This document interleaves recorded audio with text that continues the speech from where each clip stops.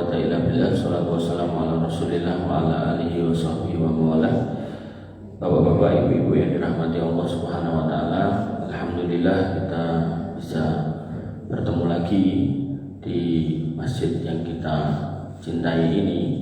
Dan memang tugas kita adalah untuk memakmurkan masjid-masjid Allah, karena kita adalah hamba Allah yang beriman. Dan di antara adab, kita akan ngomongkan adab kepada Allah Subhanahu wa taala. Di antara adab seorang hamba kepada Rabb-nya, yaitu tidak boleh berbuat kesyirikan, wajib untuk bertauhid. Tidak boleh mendoakan Allah, wajib mengesahkan Allah. Tidak boleh mengatakan ada yang setara dengan Allah, tapi harus kemudian menyatakan bahwasanya Allah adalah satu-satunya Tuhan, satu-satunya ilah yang berhak disembah, yang benar untuk disembah, yang wajib kita sembah. Oleh karena itu maka kita sampai di poin-poin kenapa kita harus meninggalkan perbuatan kesyirikan. Artinya adab kita adalah kita harus bertauhid, menjauhi kesyirikan. Dan emang ngopo kan gitu. Orang sekarang kan suka begitu, ngopo gitu. Kita udah pernah bahas yang pertama, karena itu dosa paling besar. Efek karena itu dosa paling besar, maka orang yang melakukan dosa yang sangat besar itu akan sesat di dunia dan di akhirat. Jadi orang yang ingin mendapatkan petunjuk jalan hidayah yang benar, maka langkah pertama itu harus meninggalkan kesyirikan. Kalau kesyirikan itu masih ada pada dirinya, maka biasanya susah untuk mendapatkan hidayah. Kemudian yang ketiga, sudah pernah kita bahas, saya cuma mengulangi judul-judulnya aja, yaitu orang yang melakukan perbuatan kesyirikan menyebabkan semua amal baiknya terhapus. Jadi ketika kita sholat, haji, umroh dan seterusnya, termasuk nanti kurban, tapi kalau kita berbuat kesyirikan maka semua amal ibadah kita terhapus. Kemudian yang keempat, ketika kita berbuat kesyirikan maka semua amal baik kita itu nanti di akhirat itu akan ditunjukkan, gila amal gede ini sakmi ini pahalanya, oke sakmi ini ganjarannya gitu. Tapi kemudian amalan itu atau pahalanya itu dimusnahkan oleh Allah Subhanahu wa taala. Itu yang nomor 4. Kemudian nomor 5, sudah pernah kita bahas juga bahwasanya dosa orang yang berbuat kesyirikan kalau dibawa mati itu tidak akan diampuni oleh Allah Subhanahu wa taala. Adapun dosa selain syirik, adapun dosa selain syirik, maka insya Allah akan diampuni oleh Allah Subhanahu wa taala liman yasha, untuk siapa yang dikehendaki. Nah, orang-orang yang dikehendaki adalah orang-orang yang memang bertaubat kepada Allah Subhanahu wa taala, menyesali. Karena nanti ada orang-orang yang tidak diampuni dosanya, adalah orang-orang yang pamer dosa. Makanya Nabi SAW mengatakan kullu ummati mu'afan ila al-mujaharah. Umatku itu semua nanti akan diampuni kecuali yang pamer dosa. Ben aku nom-nomanku pernah ngene lho, ngono lho, kowe kan rong tahu. Aku biar pernah mendem ngombe iki lho, ngombe kuwi kan rong tahu gitu. Maka orang-orang yang pamer dosa itu justru dosanya enggak diampuni. Kemudian yang keenam, orang yang berbuat kesyirikan itu diharamkan masuk surga. Ya, nomor 6 ini kemarin yang sudah kita bahas. Nah, nomor 7, karena diharamkan masuk surga maka wajib masuk neraka. Nah, ini yang angel. Nah, kemudian yang ke-8, nek mlebu neraka kekal di dalamnya. Maka kita ulangi di nomor 6. Allah Subhanahu wa taala mengatakan bahwasanya orang-orang yang berbuat kesyirikan itu haram masuk surga berdasarkan firman Allah Subhanahu wa taala dalam Quran surat Al-Maidah ayat 72, innahu may yusyrik billah faqad haramallahu alaihil jannata wa ma'wahu nar wa ma lidzalimina min ansar. Sungguhnya orang-orang yang berbuat kesyirikan maka Allah haramkan baginya surga. Enggak boleh masuk surga. Jadi kayak dengan misal ke kantor tertentu atau ke ruangan tertentu terus ditulisi selain yang berkepentingan atau selain karyawan dilarang masuk. Niku nek nekat masuk biasanya terus diceluke security kan ngoten to. Ning dunya. Atau ada orang malah dibawahi maling gitu. Di akhirat ketika sudah benar-benar diharamkan, dilarang, kita nggak akan pernah bisa masuk gitu. Maka selain itu dikatakan dan tempatnya adalah neraka. Jadi kalau diharamkan surga, pilihannya nek surga ya neraka, ya otomatis ya neraka. Maka tidaklah ada bagi orang-orang dolim, orang-orang musyrik itu seorang penolong pun. Jadi kalau udah masuk neraka, gak akan ada yang nolong. Apalagi masuknya karena sebab kesyirikan, karena kedoliman yang terbesar adalah kesyirikan. Jadi hati-hati. Kemudian yang ke-7, wajib masuk neraka. Jadi wis ra entuk mlebu surga, kudu mlebu neraka. Nabi SAW bersabda, man laki Allah yusriku bihi syai'an dakhalan nar. Sapa wonge sing ngadep Gusti Allah nggawa dosa kesirikan, gak minta ampun kepada Allah Subhanahu wa taala waktu di dunia, dikasih umur panjang tapi gak mengistighfari dosanya, gak meminta ampun, gak bertobat atas dosanya, merasa baik-baik aja. Dulu pernah ke dukun merasa baik-baik aja, dulu pernah buat sajian-sajian merasa baik-baik aja gitu. Maka kata Nabi SAW, dakhalan, orang ini wajib masuk neraka. Nah, kemudian yang masih neraka kekal di dalamnya, kekal di dalamnya. Kata Allah Subhanahu Wa Taala, innal ladzina kafaru min ahlil kitab wal musyrikin, sesungguhnya orang-orang kafir dari ahli kitab Yahudi dan Nasrani, wal musyrikin, dan orang-orang musyrik. Namanya orang musyrik ini ya orang yang ngakunya beriman pada Allah tapi menduakan. Ngomongnya Islam, yo sholat, tapi yo harus buat saja. Ngomongnya Islam, yo sholat mungkin, tapi yo sergap nyari pesugihan, nyari wangsit gitu kan. Nyembah kuburan, minta-minta di kuburan gitu kan. Nah tapi Mas, kuwi makame Habib kok. Sampai ngomongnya Habib si fulan kae ngomongnya Habib kuwi zaman urip biyen Isra Mi'raj ning langit nanti ping 70. Nah, itu jelas bohong. Karena Nabi SAW seumur hidup itu Isra Mi'raj cuma sekali. Dan Nabi adalah orang yang paling mulia. Mosok enek umat setelahnya, manusia setelahnya kok iso Isra Mi'raj luwih akeh timbang Nabi Muhammad. Itu jelas dusta. Jadi nggak usah ragu mengatakan atau meyakini omongan mereka itu dusta. Karena mereka dagangannya yaitu kalau nggak kualat keramat, jenengan imani keramatnya mereka, atau jenengan ingkari, jenengan biloke bakal kualat. Dan itu nggak akan terjadi karena mereka yang dusta itu. Jadi santai aja. Ya. Maka nggak usah kemudian kita bingung atau gampang. Maka pentingnya ngaji. Kalau ngaji itu enak, Ustaz. Buat nanti orang yang ngomong itu gelarnya Habib kayak apa, Ustadz apa kiai atau apa. Tapi kalau omongannya nggak bener, ya kita akan katakan nggak bener. Tapi cah cilik-cilik pun kalau ngomongnya bener ya kita katakan bener. Tapi di atas ilmu, artinya setelah kita ngerti. Makanya di sini ditegaskan bahwasanya sesungguhnya orang-orang kafir dari kalangan ahli kitab dan orang-orang musyrik finaril jahannam khalidina fiha, mereka akan masuk neraka jahanam kekal di dalamnya. Ulaika hum syarrul bariyah, mereka itu ciptaan Allah yang paling jelek. Padahal jangan nakosnya enggak tahu orang-orang ahli kitab irung-irungnya mancung-mancung, Yahudi irungnya mancung-mancung, putih-putih gitu. Kalau ngomongkan dari sisi fisik ya mesti bagus, cantik, ganteng gitu kan. Tapi yang dimaksud Allah Subhanahu wa taala sebagai ciptaan yang jelek itu bukan soal fisik, tapi soal keyakinannya yang rusak, soal imannya yang enggak sesuai dengan harapan Allah Subhanahu wa taala. Allah berharap bahwasanya bahwasanya wa ma khalaqul jinna wal insa illa liya'budun. Kita diciptakan itu untuk beribadah kepada Allah. Bahkan jin pun juga iya. Dan beribadah di sini diterjemahkan oleh para ulama sebagai liyuwahidun, untuk mentauhidkan Allah, tidak berbuat kesyirikan. Makanya Allah mengatakan nek kowe lali tujuan penciptaan kamu untuk mengesahkan Allah, untuk mentauhidkan Allah, kok malah kamu berbuat kesyirikan, maka hakikatnya kamu itu wis tak ciptake ning kowe iki wong paling elek. Nah, gitu. Ya ibaratnya ngeten lah.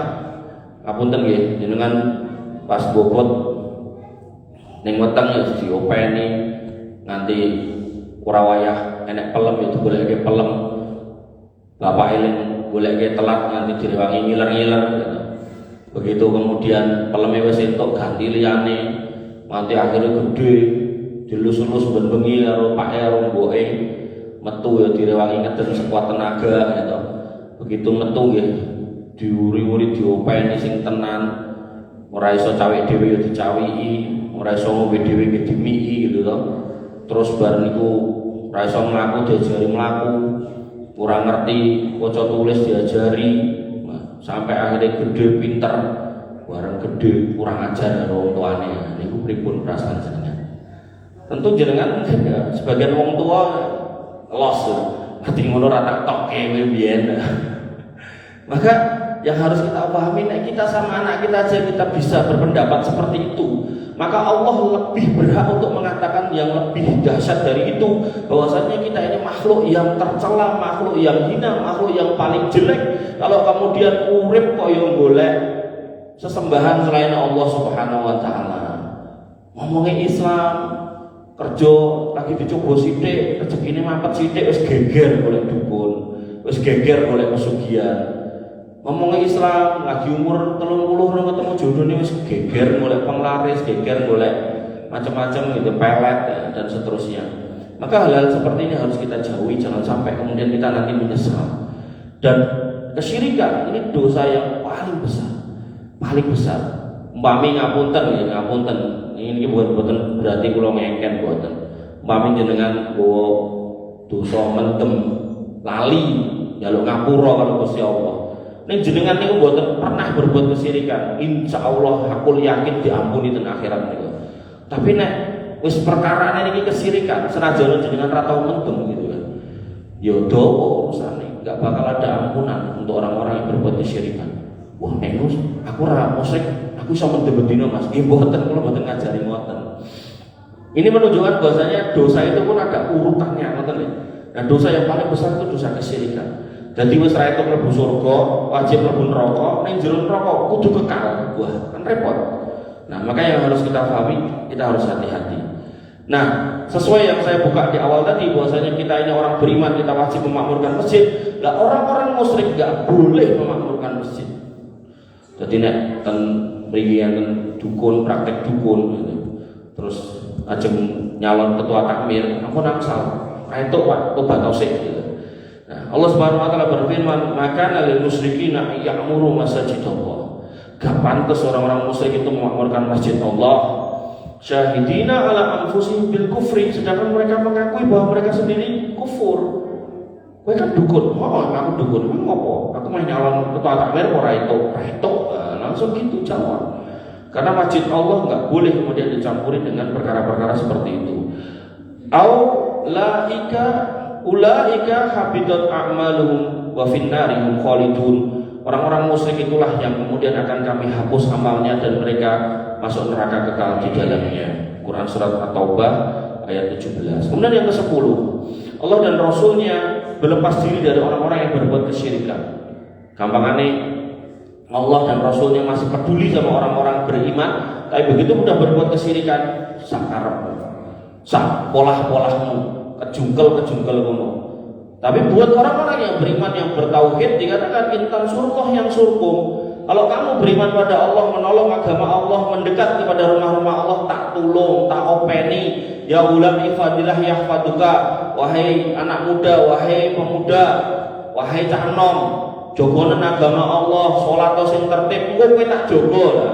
Nah, ini enggak berlaku buat orang-orang yang berbuat kesyirikan. Allah Subhanahu wa taala mengatakan wa adanu minallah wa rasulih ilan nasi yaumal hajjil akbar annallaha bari'um minal musyrikin wa rasuluh.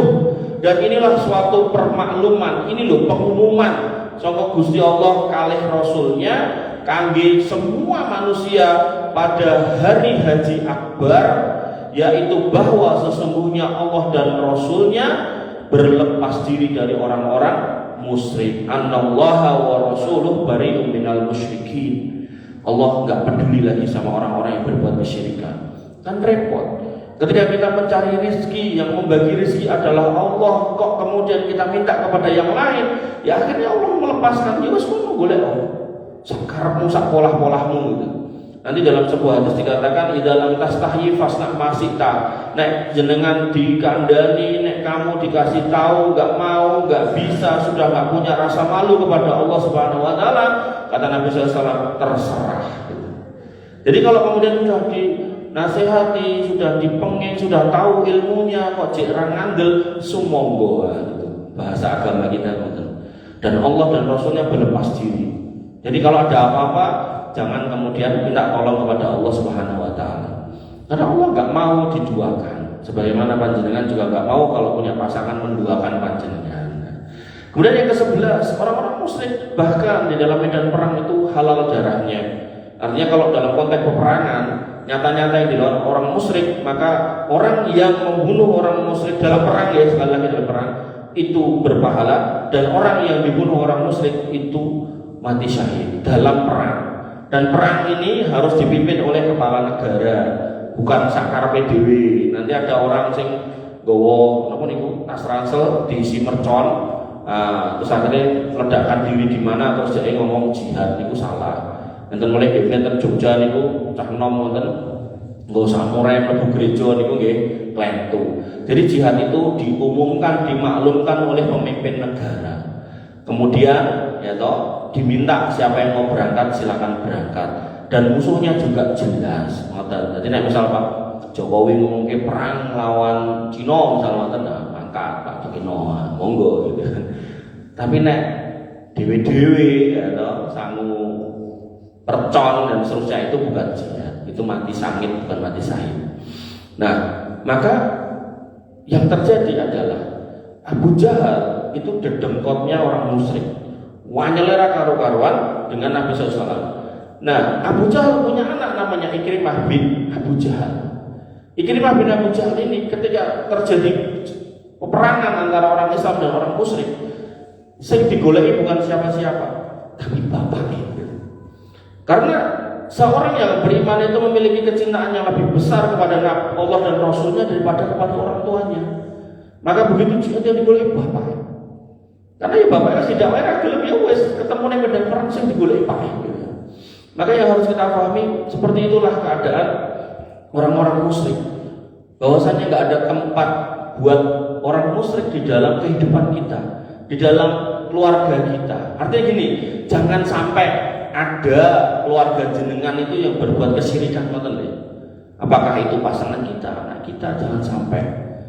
Dan kadang yang wong Jawa, kadang wong Jawa. Dulu pikir saya wong Jawa, ternyata wong Padang bareng ya enek gitu. Meteng. Di nalar ini masuk nalar. Meteng. Terus di napa? Dikei peniti. Terus digantungi napa? Potongan kuku. Sok-sok gunting gitu.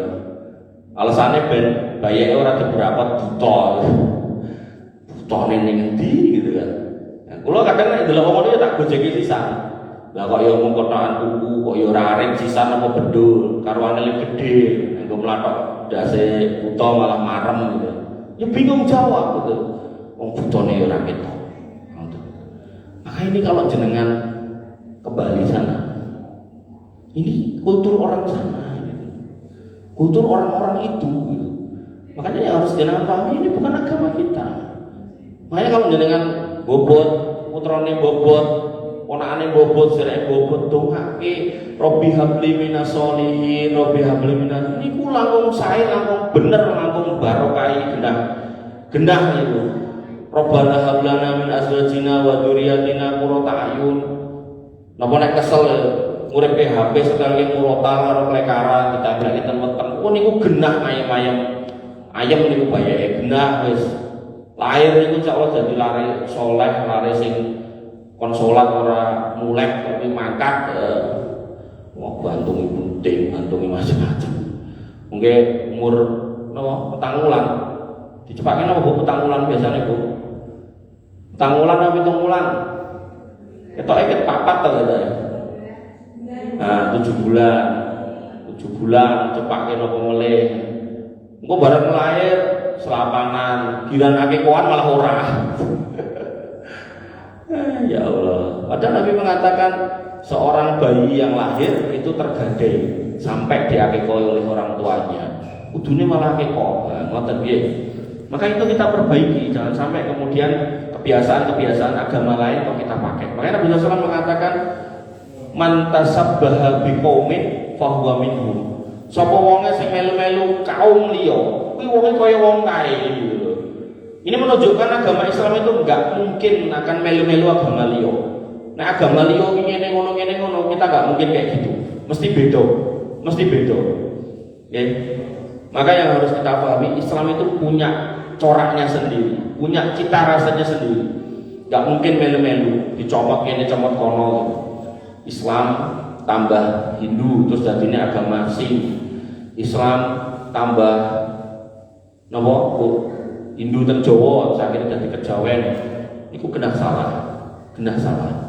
Jadi Islam ya Islam. Makanya Allah mengatakan udkhulu fis silmi kafah. Islam ini wis utuh, mlebu utuh. Kemudian dalam ayat yang lain dikatakan al-yauma akmaltu lakum dinakum wa atmamtu alaikum nikmati wa raditu lakumul Islam madina. Saiki agama Islam iki tak cukupke dadi nikmatku panjenengan semua kata Allah Subhanahu wa taala. dan udah tak ridhoi Islam ini sebagai agama untuk kalian semua, tinggal mlebu. Nah, caranya mlebu gimana? Belajar majelis ilmu niki. Jadi jenengan lengkapi mulai tambahin. Lu Mas aku wis tuwa ya jek belajar sampai kapan? Sampai mati. Wah, pun wonten. Makanya Nabi mengatakan man salaka tariqan yaltamisu fihi man sahalallahu lahu tariqan ilal jannah. Wong Islam sing dina-dina netepi majelis ilmu, golek ilmu, nambah ilmu agama setiap hari, dan setiap hari bukan berarti esok sore awan bengi boten ya nyepake bar magrib tok tekane isya ning jenengan istiqomah. Misal dina Senin niki akan mulai dinten apa? Om, niki pengajian ini dinten apa mulai? Setiap bulan. Oh, sebulan sekali. Sing seminggu sekali niki tok. Jenengan istiqomah niku kalih sing sebulan sekali wis nganti tekane kuwati. Kata Nabi SAW, sahalallahu lahu tariqan ilal jannah, tak gampangke dalam mlebu surga. Digampangke dalam mlebu surga. Ngoten. Pun tambahi terus ilmune. Urung paham soal kurban, bahas soal kurban. Urung paham soal salat, bahas soal salat lan sak piturute nggih. Bapak Ibu yang dirahmati oleh Allah Subhanahu wa taala, itu 11 poin kejelekan akibat dari orang-orang yang berbuat kesyirikan. Sekarang kita masuk ke poin yang kelima, yaitu adab yang kelima kepada Allah Subhanahu wa taala. Nggih menika bertakwa. Nah, orang yang beriman harus bertakwa. Makanya jenengan nanti akan dapatkan banyak ayat mengatakan la'allakum tattaqun, muga-muga kowe dadi wong takwa. Dikatakan dalam sebuah hadis an Abi Dzar, Jundab ibni Junadah wa Abi Abdurrahman Mu'ad ibni Jabal radhiyallahu anhuma an Rasulillah sallallahu alaihi wasallam, dari Abu Dzar, Jundub bin Junadah dan Abu Abdurrahman Mu'ad bin Jabal radhiyallahu anhuma, semoga Allah meridhai kedua orang tersebut, kedua sahabat tersebut, dari Rasulullah SAW beliau bersabda, ittaqullah haitsu ma kunta, bertakwalah kepada Allah dimanapun berada. Ning omah takwa, ning dalan takwa, ning masjid takwa, ning kantor takwa, ning tempat penggawean takwa, amor masyarakat takwa, dadi lurah takwa, ora dadi apa-apa takwa. Ampun ning masjid takwa, ning jowo maling. Nah kan iso tobat Mas nggih, ning takwa langkung sae. Kemudian wa'at bi sayyi'atal hasanata tamkuha. Kalau misal panjenengan pernah berbuat salah mang tobat, carane napa? Dikatakan Nabi SAW, berbuatlah sebaliknya. Tahu nyolong, balikke barangi. Kemudian bertobat dengan cara apa? Banyak sedekah. Sedekah radidit fi biti ahadikum sedekah. Dalam kemaluan istrimu ada sedekah, wa sedekahne bojone ya ora apa-apa. Kemudian tabasum kali akika sedekah. Senyum ning nggon saudaramu muslim ya sedekah, ketemu wong ya senyum ampun meremut mawon. Lah lara untu ya senyum sik sediluk, ya senyum ra nganti semenit kok ya wangel ra untu. Nggih. Wa khaliqin nas bi khuluqin hasanin. Kemudian bersikaplah, bertindaklah, berperilakulah yang baik kepada manusia. Ampun colong jupuk, ampun apus-apus, ampun melarani atine wong liya, ampun mendolimi orang lain, ampun mengambil hak orang lain, baik punya kesempatan atau enggak. Aku ora korupsi kok. Dan jenengan ra kesempatan kok. Nggih. Kok dadi lurah ya mangkat. Nggih. Maka bertakwa di sini diperintahkan dimanapun berada. Nah, ajeng takwa niku napa? Takwa niku dikatakan bahwasanya panjenengan menjalankan semua perintah Allah ala nuri minallah, di atas cahaya dari Allah Subhanahu wa taala. Nah, nur niki napa? Nur niki ilmu. Makanya Imam Syafi'i pernah bercerita, pernah mengeluh kepada gurunya Imam Waqi', sakautu ila waqi'in su'ahifdi. Aku pernah ngeluh kepada guruku tentang susahnya ngapal, tahfidz niku susah mlebu. Kemudian Imam Waqi' mengatakan fa'arsadani ila tarkil ma'asi. Wahai Syafi'i, tinggalno sing jenenge maksiat. Wa innal ilma nurun, sesungguhnya yang namanya ilmu itu cahaya. Oh, Imam Waqi' mengatakan ilmu itu cahaya. Wa nurullah la yuhdalil asi, dan cahaya Allah ora bakal tekan hingga wong sing berbuat kemaksiatan. Sehingga seorang tabi'in mendefinisikan takwa niku adalah jenengan mengamalkan semua perintah Allah dan Rasulnya ala nur, di atas ilmu. Ilmu didapat dari mana? Majelis, dari pengajian, dari belajar. Bukan terus golek center, padang-padangan, masjid, boten, gitu kan. Tapi dari majelis. Nah, kemudian yarju sawaballah. Kenapa kita bertakwa? Kenapa kita melaksanakan perintah Allah? Kenapa kita mencari ilmunya benar lagi ibadah dan kita berharap pahala dari itu? Gampangane jenengan tadi di awal saya bilang jenengan rong ngerti cara salat yang benar, jenengan belajar cara salat yang benar, jenengan salat pengarep-arepe ben dilebokke surga, itu takwa. Dari satu sisi. Takwa sisi yang lain yaitu meninggalkan semua larangan Allah dan Rasulnya ala nuri minallah takhafu iqaballah, yaitu panjenengan tinggalkan semua larangan Allah dan Rasulnya. Orang itu nyolong ya ora nyolong, orang untuk mendem ya ora mendem, orang itu riba ya enggak berbuat riba, orang itu dolim ya enggak berbuat dolim, orang itu mangan babi ya ora mangan babi, lan sak piturute ala nuri minallah, di atas ilmu, ngertine mergo sinau, mergo majelis, kemudian takhafu iqaballah, karena jenengan ajrih nek mengke Gusti Allah bakal memberikan adab buat kita gitu. Makanya dipadukannya keimanan dalam beramal itu dua, yaitu karena berharap rahmat Allah, berharap pahala dari Allah, berharap pahala dari sisi Allah, atau kalau nggak bisa itu, maka kalau kita meninggalkan larangan atau menabrak larangan, kita harusnya takut nanti Allah mengadab. Maka benar Allah itu Ar-Rahim, maha memberikan rahmat, tapi Allah juga Sadidul Iqab. Allah itu juga maha keras siksaannya. Makanya orang-orang yang benar-benar bertakwa, dia bukan berarti nggak melakukan kesalahan, dia melakukan kesalahan, tapi dia fafiru ilallah wa tubu ilallahi taubatan nasuha, dia segera kembali kepada Allah. Ngakoni salah, tobat, salah, tobat, salah, tobat terus sampai kemudian Allah menutup matanya, menutup hidupnya dengan pertobatan yang sempurna. Itu namanya husnul khotimah. Saya itu punya kenalan Pak Bu. Nek ketemu ceritanya ra karo-karuan. Ceritanya wis maneka warna. Ditake aku tahun baru pernah bro nang Taman mangkat go mobil. Tengen tak gowo cewek. Wah, ceritane ngoten niku. Wis pokoke ceritane ra karo-karuan. Tapi wong niki niku ben bengi tahajud. Ben bar subuh maca Quran. Nek ketemu meneh cerita wedokan meneh. Nek nanti dit yo ora. Tapi nek dit medok meneh. Niki sekali lagi bukan berarti ngongkon nggih. Terus budal gara-gara kula mboten. Kula niku pengen nyontokke nek bahwasanya orang itu tidak berbuat salah, ya harus bertobat setiap saat. Dia setiap malam sampai pernah main waktu saya tinggal di Jakarta itu main ke Jakarta. Ya namanya di Jakarta ya. Bar kerja kula kesel. Sosok yang lilir, pas lilir itu dari sholat dari subuh. Kok tahajud dong ini. Padahal dino-dino ceritanya wah luar biasa. Ngeri gitu. Kalau yang nanti saking ngeri nih, nek wong iki suwe karo aku, suwe cedak aku lah, aku suwe dijak. Wong ngoten niku nek wis kerja, wong saya dijak ra didit, yo wani bayari. Wong pengen golek kanca. Wah, luar biasa. Nah, yang menarik apa Bu? Pak, dia itu mati di hari Jumat. Itu yang membuat saya itu kaget. Ya, kenapa? Karena orang-orang yang mati di hari Jumat itu kata Nabi SAW terbebas dari siksa kubur. Itu termasuk ciri husnul khotimah, meninggal di hari Jumat. Dan saya sendiri secara pribadi koyo-koyo kok koyo ora mungkin atau gak yakin gitu loh. Ya kita berharap husnul khotimah, cuman untuk memastikan apa yo iso gitu kan wallahu alam kita nggak tahu. Ngoten nggih.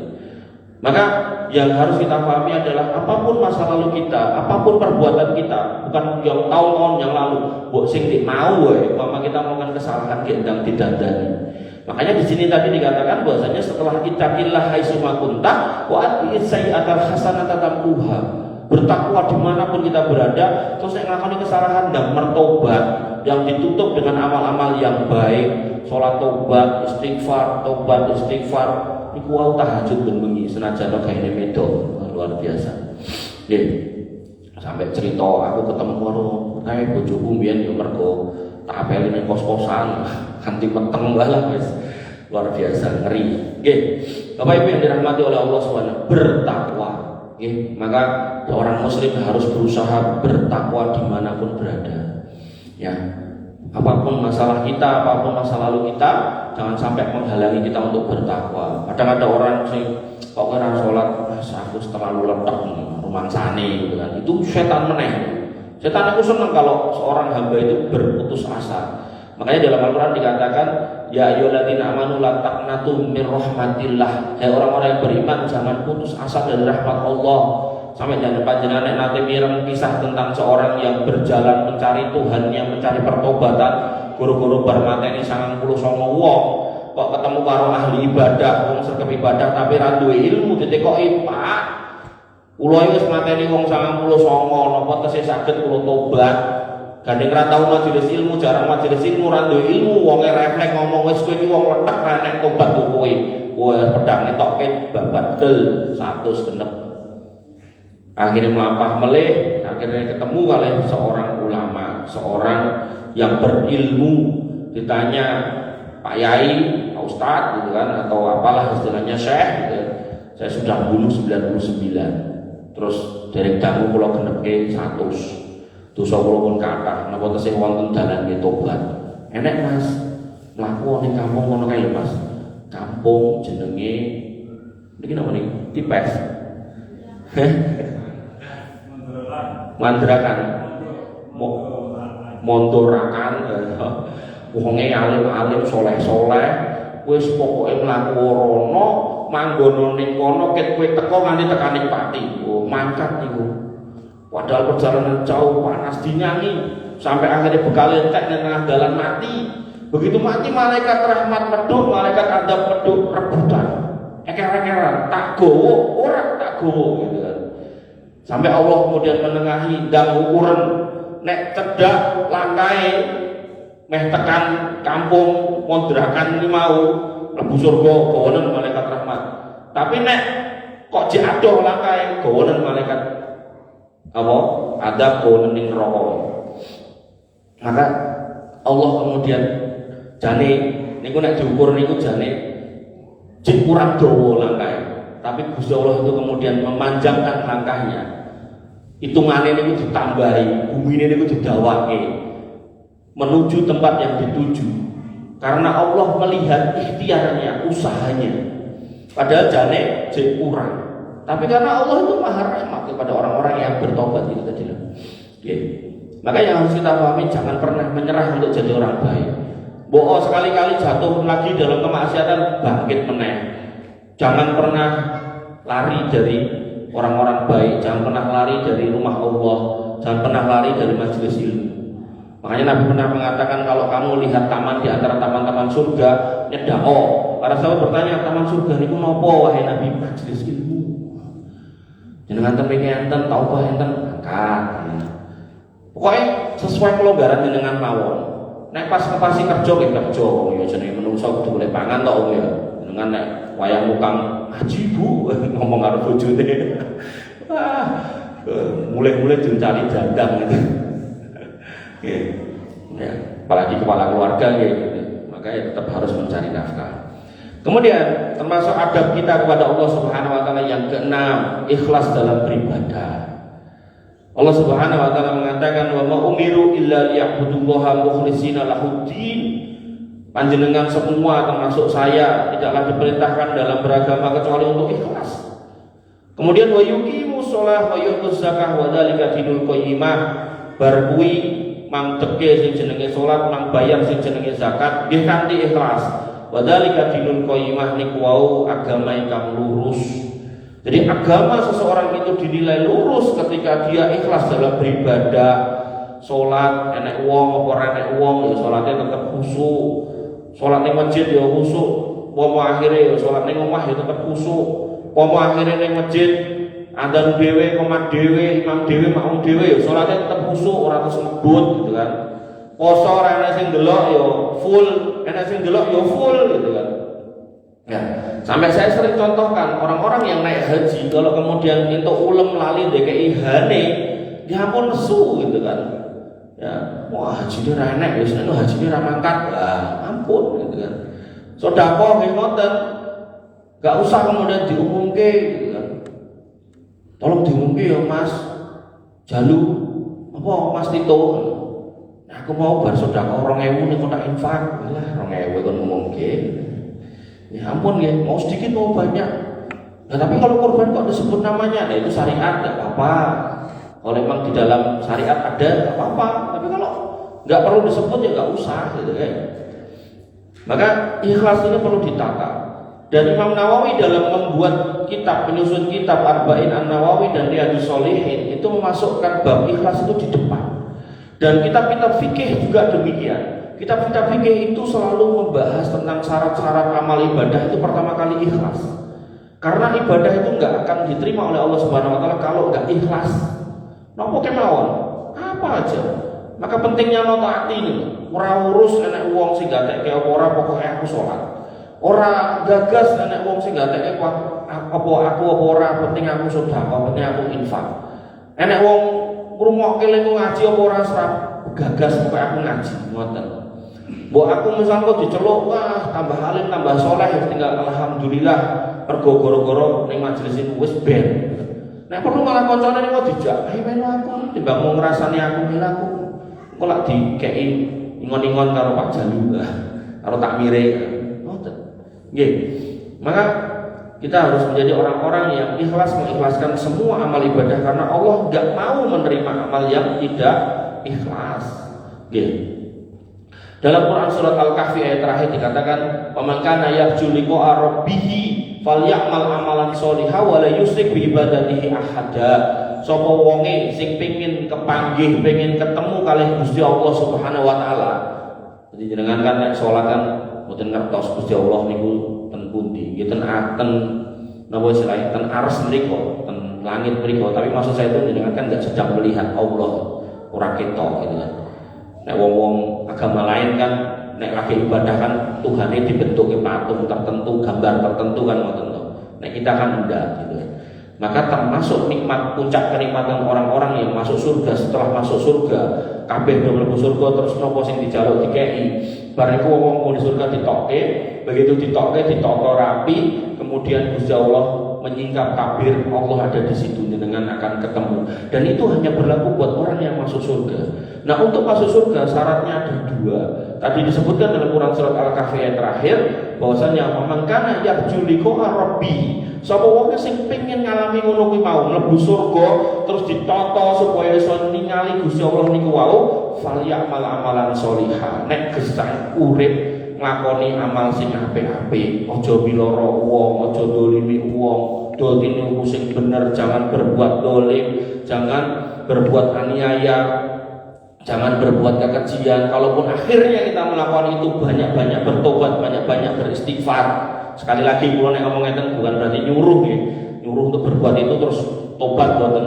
Namanya orang mungkin dia akhirnya terjatuh, bismillah tobat sing kathah. Nah, falyamal amalan sholihah, beramal soleh, salat, puasa, zakat, infak, sedekah, haji, umroh sesuai kesanggupan, sesuai kemampuan, wala yusyrik bi ibadatihi ahada. Terus nek jenengan nglampahi amal-amal niku mau, jangan berbuat kesyirikan dumateng Gusti Allah. Maksudnya pripun? Nek ngamal kebencian niku sing diharap-harap niku Gusti Allah. Ganjaran saking Gusti Allah, mboten sanjungane menungso, mboten pujiane sama menungso, ora peduli menungso ngomong apa, pokoknya sing tak arep-arep Gusti Allah. Pramila nek Ramadan niku dijelaskan oleh para ustaz, para guru, man shoma Ramadana imanan wa ihtisaban. Sapa wonge sing poso Ramadan kanthi iman, teman-teman percaya nek niku perintah Gusti Allah kalih Rasule wa ihtisaban. Terus ngarep-arep ganjaran saking Gusti Allah, itu bermakna ikhlas. Ghufira lahu ma taqaddama min dambi, dosane sing tau dilakoni diampuni. Jadi memang syaratnya beramal yang sholih di atas keimanan dan keikhlasan. Ini nomor 6. Kemudian bentuk adab kepada Allah Subhanahu wa taala yang nomor 7, nggih menika bersyukur atas semua nikmat dari Allah Subhanahu wa taala dan tidak mengingkarinya. Jadi ketika kita menghayati hidup kita, melihat hidup kita, Allah sudah Allah sudah ngepal kita. Wa in ta'uddu nikmatallah la tuhsuha. Nek jenengan kersa tenan temenan, neliti, ngecek, kanthi teliti, maka nikmat Allah yang sudah diberikan kepada kita itu nggak mungkin bisa dihitung. Sampai mungkin saya pernah cerita di sini ada seorang bapak-bapak yang umur 60-an nggak bisa bernafas, kemudian masuk ke rumah sakit, ternyata obatnya mau dikai oksigen 24 jam mari, begitu untuk tagihan 600 real Saudi. Beliau nangis.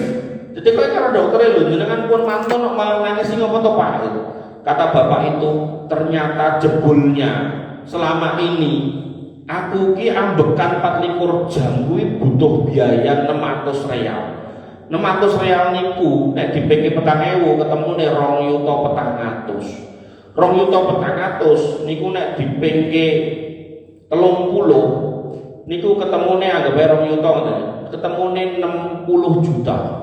60 juta niku nek dipengke 12 ketemune 720 juta. Meh sak miliar Pak dengan napas tok setahun niku sak miliar. Cobi. Kira-kira nek Gusti Allah ngirimi jenengan tagihan ngoten niku kira-kira jenengan ora ya terus dadi wong bangkrut. Dadi kiri dadakan ngoten lho. Makanya enggak ada orang-orang yang berhak merasa hebat, merasa sugih-sugih gitu kan. Kemudian sholat megah, rugi. Makanya Nabi mengatakan wong sing ra gelem sholat, mengko dikumpulke karo korun salah satunya. Kenapa dikumpulkan sama korun? Kata para ulama, korun itu rumangsa sugih. Rumangsa hebat duitnya akeh ra gelem ibadah. Nah, maka kalau panjenengan duitnya ra kaya korun megah sholat itu piye gitu kan. Nah, sehingga kalau Allah ngirim tagihan uang bekan niku wae. Niku wis ra karo-karuan. Nah, mulai nyun sewu mulai. Enten wong niku nek pipis niku sakit, akhirnya dadak operasi napa? Batu ginjal. Paling boten ya 30 juta. Aku nang BPJS, Mas. Nggih BPJS mergo jenengan duwe. Wong ora duwe ya tetep ketoke duit. Gitu. 30 juta munggo nguyuh tok. Enten mulai sing operasi ambeien 35 juta. Wong digo ngising tok niku. Artinya kalau jenengan nguyuh ora kelarang, buang air besar yang enggak kokoh aman terkendali, ya Allah nikmat Allah pun pinten niku 720 tambah swidak 780 juta. Urung meneh nikmat sing lain-lain. Enten orang iso tuku gula sak truk tapi ngombe legi sak sendok ora wani. Gitu. Yen jenengan teh lagi oke, kopi lagi oke. Nah, ada orang yang mungkin bisa motong sapi sendiri, dipek dhewe, didekek nang omah dhewe freezer gede, tapi mangan sak cuil ora sanggup, ya, karena sakit jantung mungkin, sakit kolesterol mungkin gitu kan. Nah, maka jenengan nek olu tempe alhamdulillah gitu. Makanya Allah Subhanahu wa taala mengatakan fadhkuruni adzkurkum. Do kelingono marang aku ku kelingan marang kowe kabeh. Waskuruli wala takfurun. Do syukur marang aku, ojo do dadi wong-wong sing lali syukur alias kufur. Nanti dalam ayat yang lain dikatakan bahwasanya apa namanya? Saya jadi lupa ya. Tadi lali ayatnya. Intinya pokoknya kita diminta untuk selalu bersyukur kepada Allah Subhanahu wa taala atas semua kondisi yang kita miliki. Apalagi kita masih bisa bernafas, gak susah. Bapak saya niku kena Covid niku, bar Covid niku susah nafas itu sampai berapa tahun, 2 tahun, 3 tahun kemudian masih periksa. Meh berulang periksa ke spesialis, bayar dokternya mungkin cuma 100-200, tapi obatnya minimal 500.000. Meh berulang. Goro-goro Covid, artinya karena nggak bisa nafas. Kemudian adab yang ke-8 kepada Allah Subhanahu wa taala yaitu selalu mengingat Allah Subhanahu wa taala dan tidak melupakan Allah Subhanahu wa taala. Allah taala berfirman, "Wa la takunu kalladzina nasullaha fa ansahum anfusahum." Kalian semua jangan seperti orang yang melupakan Allah lalu Allah menjadikan mereka lupa kepada diri mereka sendiri. Ulaika humul fasikun, mereka itulah orang-orang yang fasik. Ya, jadi kalau kemudian kita melupakan Allah, kita nggak mau ingat kepada Allah, maka Allah juga nggak akan peduli sama kita. Allah nggak akan mengingat kita, Allah nggak akan membantu kita, Allah nggak akan menolong kita, Allah nggak akan melepaskan kesulitan kita, Allah akan membiarkan kita terombang-ambing dalam masalah. Maka pentingnya selalu berzikir kepada Allah Subhanahu wa taala, wirid, nek ora wirid nggih ngaji, nek mboten ngaji nggih salat, nek mboten salat nggih pengajian, nek mboten pengajian nggih ngrungokke murotal, ngrungokke pengajian teng omah gitu kan. Makanya saya selalu katakan nek misal ngapunten dengan biasa ngrungokke dangdutan teng omah diganti kajenge ayem. Allah yang mengatakan ala bidzikrillah tatma'innul qulub. Hati itu menjadi tenang kalau berzikir. Kok jenengan zikir kok ora tenang, malah tenang ngrungokke dangdutan. Lah, ini pertanyaannya. Ada masalah dengan jenengan. Dan parahnya orang-orang kayak gini itu kegowo sampai tekan Mekah sana. Munggah kaji ngono biasa dangdutan, biasa karaokean, tekan kono ya sangkutep iki diuripke. Bapak kula sing crita nganti judeg bapak kula. Kowe iki tekan kene yo koyo ngono polahmu. Panu apa? Encok ngoten iki yo. Luar biasa, mengerikan ya. Padahal Allah sendiri mengatakan bahwasannya wala rafasa wala fusuqa wala jidala fil hajj. Jangan ngomong sing jorok-jorok ten mriko, ampun ngomong sing porno-porno ten mriko, sing saru-saru. Enten wong delok wong Turki, delok wong Islam-Islam sing rupane bule-bule niku. Wong ya wis tuwek jane kaya Pak Tito ngono niku. Ngomong, "Wah, ngono ki aku ngayahi ya iso." Bar niku ya ora iso obah. Tekok kali bapak kula obatin apa Pak Haji? Istighfar. Dan istighfar bola-balik mari adek mulai. Enten mulai sing wong gawe ning Indonesia dina-dina nek ngatar sak nggon-nggon. Ten niku nggih mlampah saking Mekah dugi Mina ora kuat nahan uyuh ngatar karo ngomong di ihram. Makanya hati-hati deh. Kebiasaan jenengan itu nanti akan membentuk jenengan apakah di Mekah sana bahkan naudzubillah sampai di akhir hayat. Makanya yang punya kebiasaan kurang baik dirubah. Yang kebiasaan nyanyi dirubah. Sampai saya pernah baca sebuah kisah itu ada dua orang yang kecelakaan jebret. Sing siji kecelakaan wis mati dele-dele digone rumah sakit yo nyanyi-nyanyi ra karo-karuan. Ya Islam. Diajari tahlil la ilaha illallah wangene ra karo-karuan. Lah sing siji ne jebret gitu kan senenge ngaji ngomongke ngaji, refleks ngaji. Makanya harus jenengan rubah dirubah kebiasaan-kebiasaan seperti itu. Oke, jangan sampai kemudian itu nanti justru jenengan temoni ketika hari-hari di saat jenengan nggak bisa dibantu orang lain kecuali diri jenengan atas kebiasaan-kebiasaan jenengan itu yang membentuk kita. Makanya ketika kita berhadapan dengan Allah Subhanahu Wa Taala biasakan berzikir. Jenengan numpak motor zikir bisa ke astagfirullah boleh, Allahu Akbar boleh, tahlil bisa ke. Oke, nah kemudian dalane munggah yang takbir, dalane jojlok yang tasbih atau zikir yang lain istighfar boleh gitu kan. Nek kesel kita murotal di rumah nggih hangsal, ngangge headset nggih entuk, diganti niku musik-musik lagu-lagu niku diganti. Nggih. Bapak Ibu yang dirahmati oleh Allah Subhanahu wa taala, sehingga Allah kemudian menas bahwasanya orang-orang yang melupakan Allah itu adalah orang-orang fasik. Alhamdulillah jangan sampai kita menjadi orang-orang fasik. Mari kita berusaha untuk mengingat Allah Subhanahu wa taala. Insyaallah kita lanjutkan di pertemuan yang akan datang. Masih ada poin-poin adab kepada Allah Subhanahu wa taala. Ini baru yang ke-8, soal nanti kita lanjutkan 9 dan seterusnya. Wabillahi cekap pengaten yang saged kula aturaken kirang langkung nyuwun pangapunten. Akhirul kalam subhanakallahumma bihamdika asyhadu an la ilaha illa anta astaghfiruka wa atubu ilaik. Assalamualaikum warahmatullahi wabarakatuh.